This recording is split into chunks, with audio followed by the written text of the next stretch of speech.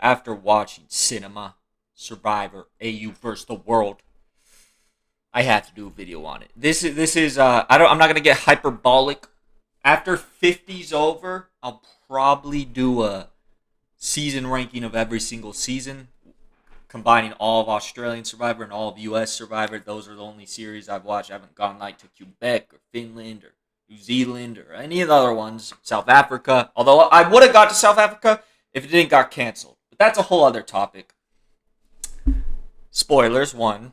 I'm going to spoil the hell out of this thing. And now it has me rethinking what my problems are with US Survivor, because this is short days, but it felt like a old school season. It felt big. It felt bombastic.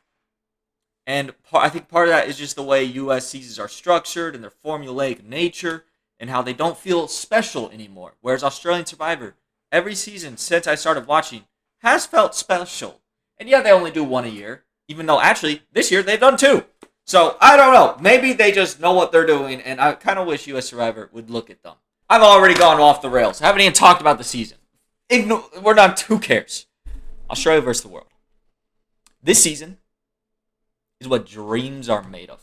Besides the fact that you lose George, David, Tony before the merge, which is brutal. But when you cast a season that is all heavy hitters, you can afford that, and you're still fine. Because you got Parvati and Suri the whole way. And then you got people I don't really know about that were doing good.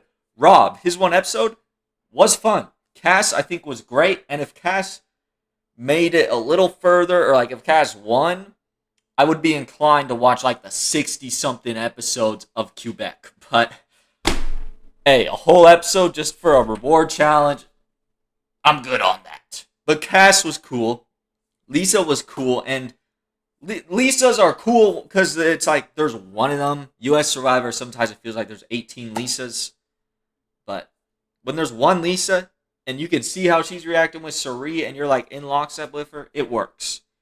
Tommy, probably like the smallest character of the season, but he was all right. Every season I pick one person to hate. That was Tommy. The second he did a wolf howl, I hated him. Australians, I think they were all good choices. Janine, maybe there's an argument. She didn't do a ton, or like, I mean, she's the losing finalist at the end. She did have a little moment during the early stages of the merge where she was like in her prime godmother moment. But besides that, wasn't the biggest character. But I think Janine was a fine casting choice.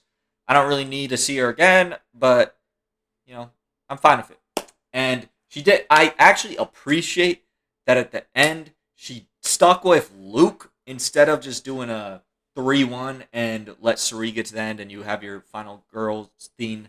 Because Janine's game was cooked, and it's better to stick by your person if your game is cooked.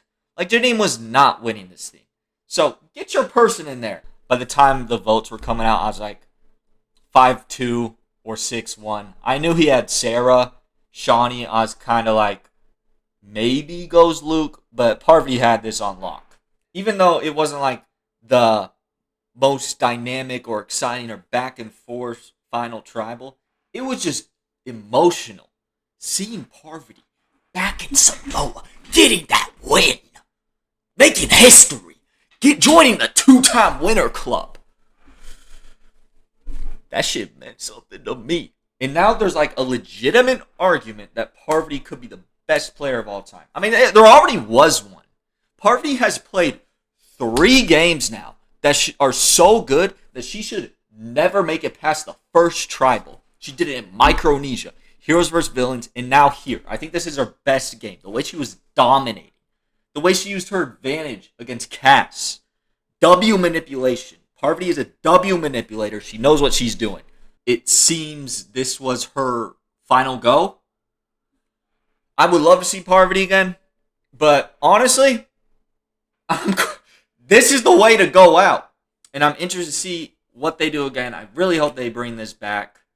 Shame JLP's gone. I'm not going to like bash David or anything, you know. I obviously would have preferred they kept JLP, but it is what it is. I hope JLP's in a future thing that I watch because he is great. I don't know what he plans on doing next, but I did appreciate him throughout the entire time. I'm gonna miss his one-liners at Then a Tribal. I hope they don't have David do that. That was JLP's thing. Yeah, this is the season to go out though. Big players, big moments, a phenomenal game played by one of the GOATs. I don't know if she's the best of all time, but she's definitely, it's her or Tony for me.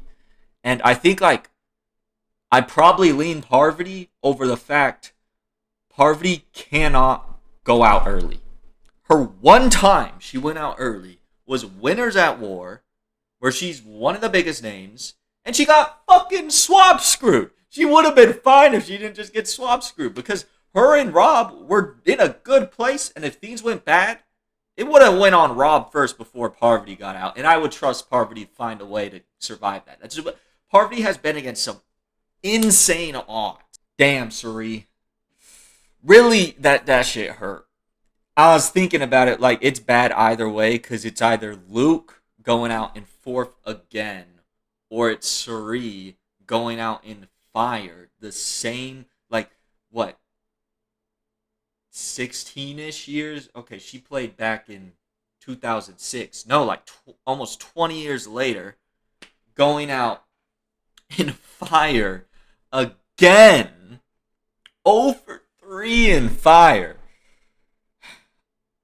That's heartbreaking. I really hope Suri trained for fire because I have a sneaking suspicion that shit is going to win out in the fan vote for season 50. And even if it doesn't, the thing I like when it's gone is that it's in a vote. Isn't this so much better when it's a vote to have fire? When it's people have to make choices and it results in a tie rather than like forced fire? This is how it should be. Because it's not eliminating fire. It's making it a choice. And that's why it's good. Because it puts it in the hands of the players. Not just, oh, you win immunity. Make someone do fire. You don't really have a say here. There's no convincing there. Luke made sure Janine was in the Final Four with him. Because of their friendship. And he knew. And he made Janine promise to let him do fire. And it paid off. And he got to the end. And he got a vote. And it worked so much better. And Suri actually was a lot better at fire this time. Gave me a lot more faith. In season 50, she's put in a fire situation. But the thing with Suri is she'll always go deep unless she gets idled out. And then she's just going to go out randomly. She'll get sniped before she goes out in a normal vote. There will be an assassin on the island throwing poison knives at her before she gets out in a normal vote. But she's going to get out. It's a damn shame. At least Suri's still at season 50. And Suri was actually balling in the challenges. She was actually looking pretty solid in a lot of them. And against like new era people, not these Australian people, I think she's going to hold her own. I feel like Suri's a lock for the merge. Yeah, Parvati won. I wish I made Parvati my winner pick. I had her picked as 4th place. So I thought she would have played an incredible game and then lost at the end. Shawnee taking the crown. Should have swapped them. Shawnee got 5th, had her winning. Parvati got 4th in my boot list, but won. But I'm not mad at it, okay? If someone's going to make me have the wrong winner pick, I'm happy it was Parvati. Because I can say, I never watched Parvati live until Winners at War. I started with season 26. So it means so much to me to watch Parvati and Suri run circles around these people in 2025. And I got to watch a Parvati fucking win. I got to watch Parvati win. That means so much to me. Probably my favorite player. Definitely favorite US player. I don't know where it would rank. There is over 60 seasons I've watched. So I'll just say definitely top 20.